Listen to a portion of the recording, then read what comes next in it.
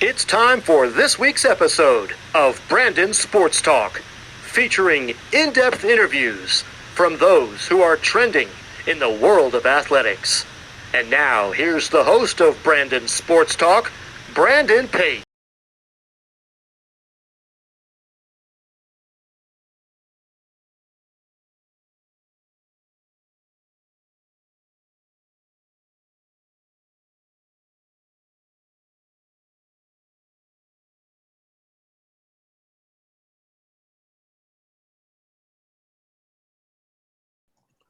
Welcome back to Brandon Sports Talk. In today's episode, I have the privilege to interview Dal and Duane, the sons of the famous book writer Matthew Christopher. How are y'all doing today? Doing good, Brandon. Thank you. Thank you, Brandon. We're doing wonderful. We're doing just great. Yeah. That's wonderful. Can you talk about the experience of being the son of the famous sports writer Matthew Christopher? Well, do you want me to start, Duane? Yes. Yeah, you're Okay. older. I'm older, so I can start. For the most part, Brandon, growing up and living in the Christopher family and knowing that Dad was a writer was absolutely no deal, no big deal at all. I mean, going through school, I knew Dad wrote. He wrote at night because he worked during the day. And it was just something that was a part of our lives. And, not until I'd say I was in high school or maybe a little bit before, but I just who my dad was. And his livelihood brought him to a level of fame. And I'm proud to say that. And then that's when I said to myself, well, I am the son of a famous author. So it got to be, part of my life when I got older, saying that, oh, have you ever read any Matt Christopher books?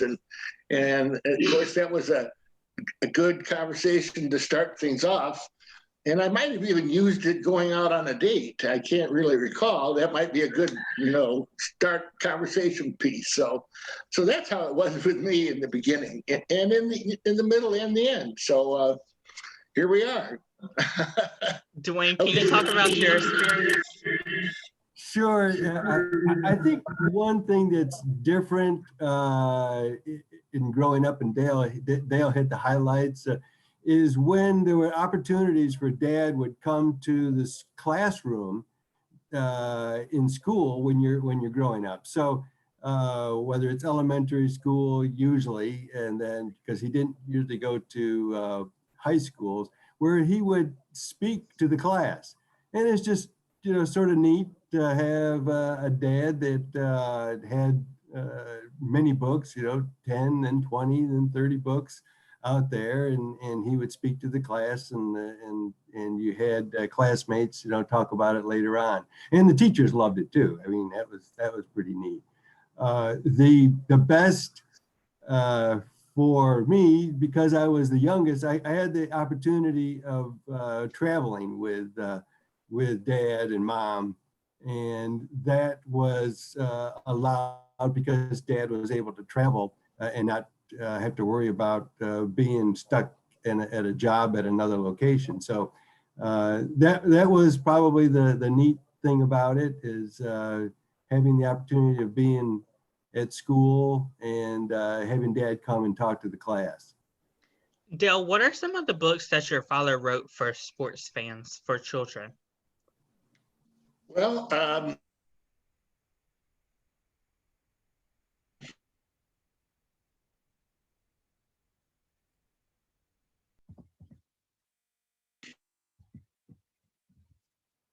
I could probably spend the rest of our time on 20, and after that, there was even some more coming out for different reasons. But I can tell you right now, I've got a couple here, the ones that you asked, but here are Baseball Flyhawk was one, Baseball Pals was Dad's second book, The Lucky Baseball Bat was Dad's first book. From football, you wanted to talk about the great quarterback switch. That's in there. Dad wrote about dirt bikes when he was living in Florida, dirt bike racer, dirt bike runaway. He wrote, of course, The Kid Who Only Homers, which is Dad's most famous book, and we certainly can talk about that. Soccer Scoop, Soccer Halfback, Tackle Without a Team, Too Hot to Handle, A Penalty Shot. These are ice hockey stories.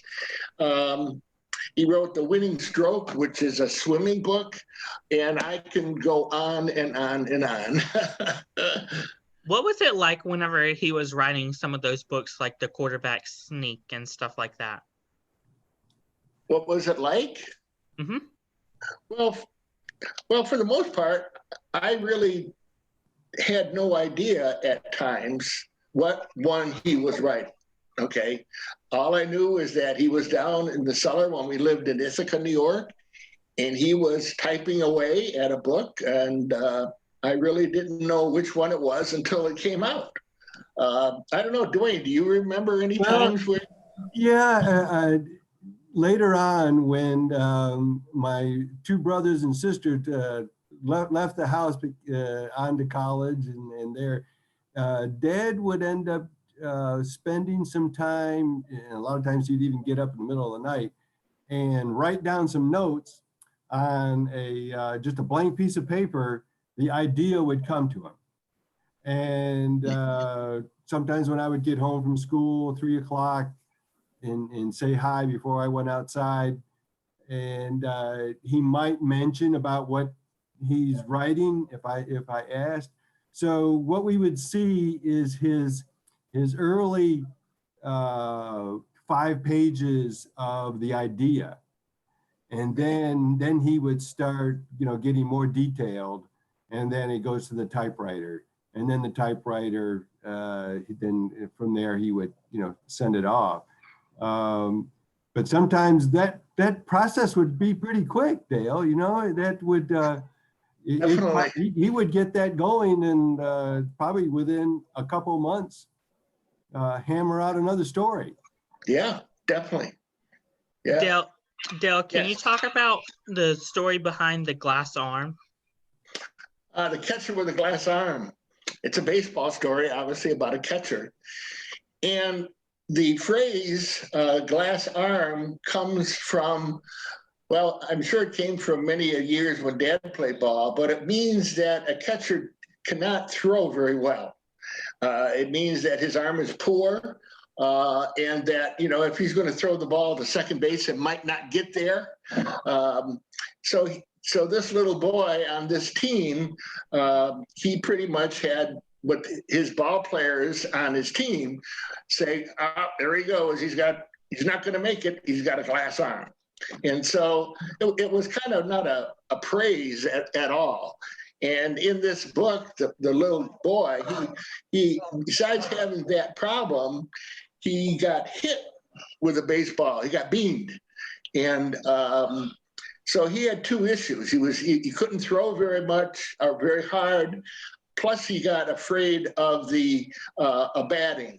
So he had 2 strikes against him. And so the conflict in this story that Dad wrote was this little boy overcoming those 2 conflicts. So that's behind it. That's amazing. Duane, can you talk about one of the favorite books of mine, The Great Quarterback Sneak? Great Quarterback Switch? Actually, I probably I can't remember it there, Brandon. To be truthfully about it, I really don't. It's been so long. Yeah, Dale, can you? I'll save you. Okay, good. The Great Quarterback Switch. We got the quarterback switch going right here. Yeah, that's right. The Great Quarterback Switch was a book about twins, and both boys were quarterbacks on the team. And one of them got in an accident, and he was in a wheelchair. And the better quarterback was on the wheelchair. And so the two of them would talk about games. And this is one of the first times that Dad introduced ESP. That's, what is it, extrasensory perception. Right. Yes. And so in the story, he builds the two boys use ESP to play. So the better quarterback, he would sit on the sideline and just think about his brother out there, and he would tell his brother through ESP what to do. And so they went on and had a great season because of that. That's amazing.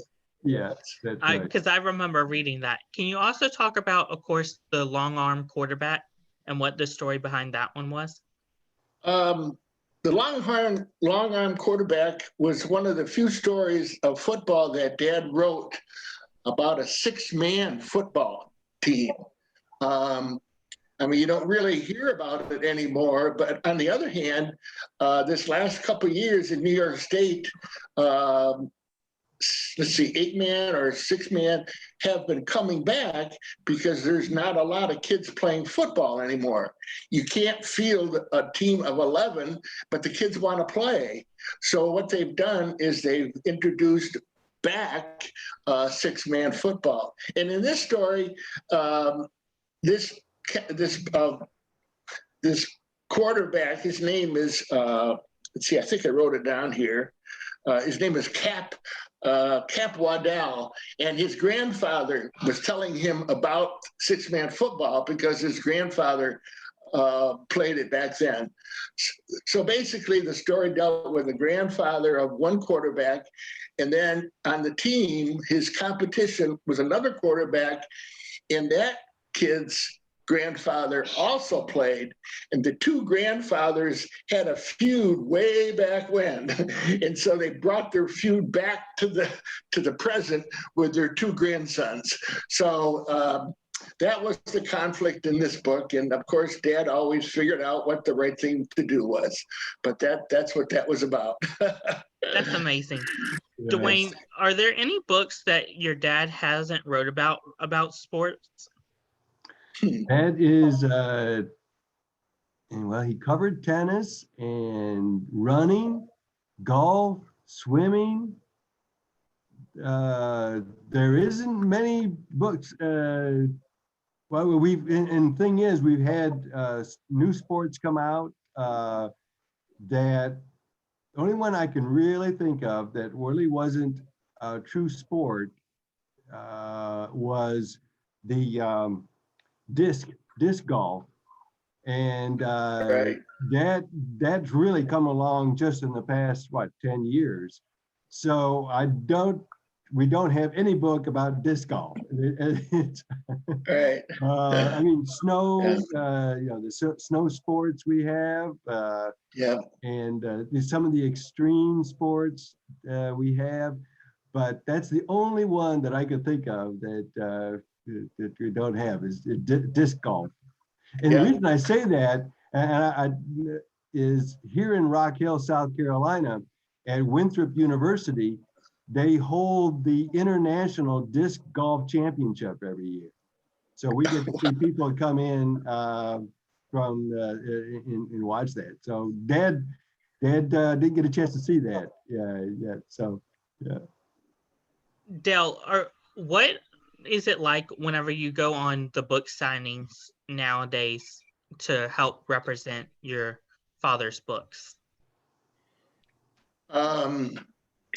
I tell you, it's probably one of the greatest experiences that I have done since Dad passed away.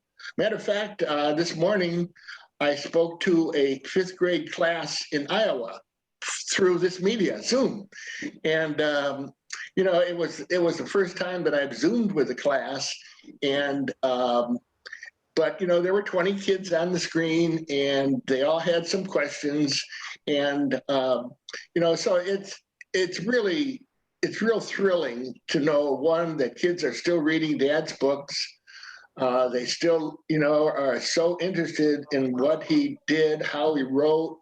What are some of the drawbacks and some of the things, how did he write them? How do you get a book published? there's just tons and tons of questions that these kids are all excited about. And a lot of them want to be authors. And so I talk to them about the writing process. But it's really thrilling. I was a teacher for 20 years. It was always fun being in the classroom, even though I was an 8th grade math teacher. But listening to these kids, I'm right back down into the school classroom, and it's fun. It really is.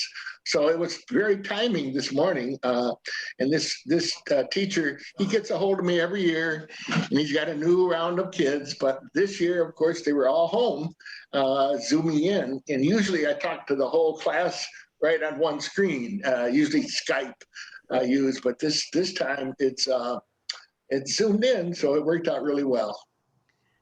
Duane, are there any books coming out in the future that y'all have written? Right now, it's a lull. We've had many books come out, and the last group that came out was a series of the Little League, and that went very well. We're thinking about some additional soccer, and so we're contemplating that. The other that we're also interested in is some additional books related to the kiddo-only at homers. So as Dale alluded to, and also Dale, you'll see his cap, the Redbirds, which is the team that Sylvester Codmeyer played for in the kiddo-only at homers.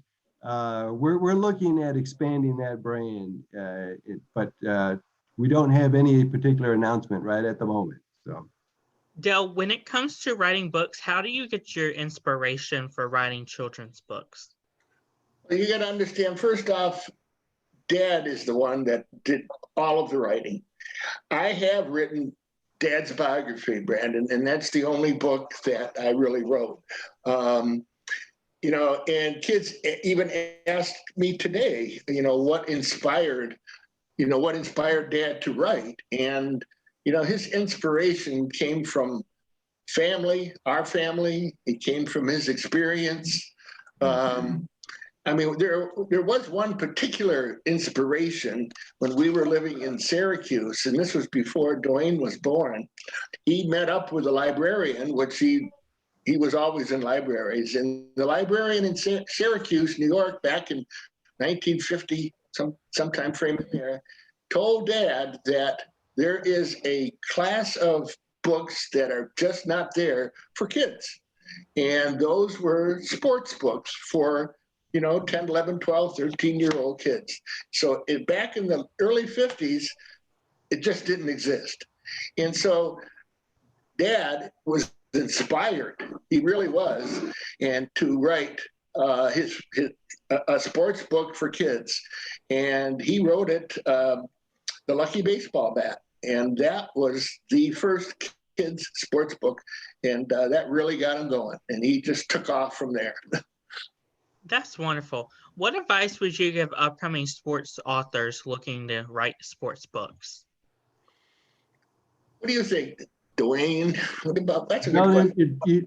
There's also the perseverance, and Dad's what is Dad's philosophy, and he shared that with us. That was something that is instilled in our family, is to be persistent and love what you do, and don't give up, don't quit. It's like you have to send that story out 10 or 100 times, and the 100th time is when it's going to get accepted. So Dad wrote a lot of short stories. He wrote poems. He wrote screenplays, and he was so prolific. It's amazing. And he would ship those stories out to the publishers, via the envelopes, 10 at a time. And it's persistence. Don't quit. If you love what you do, you're going to succeed. It's when you quit is when you don't succeed. Absolutely. So it's that principle is is you don't quit, love what you do, and you have faith in yourself.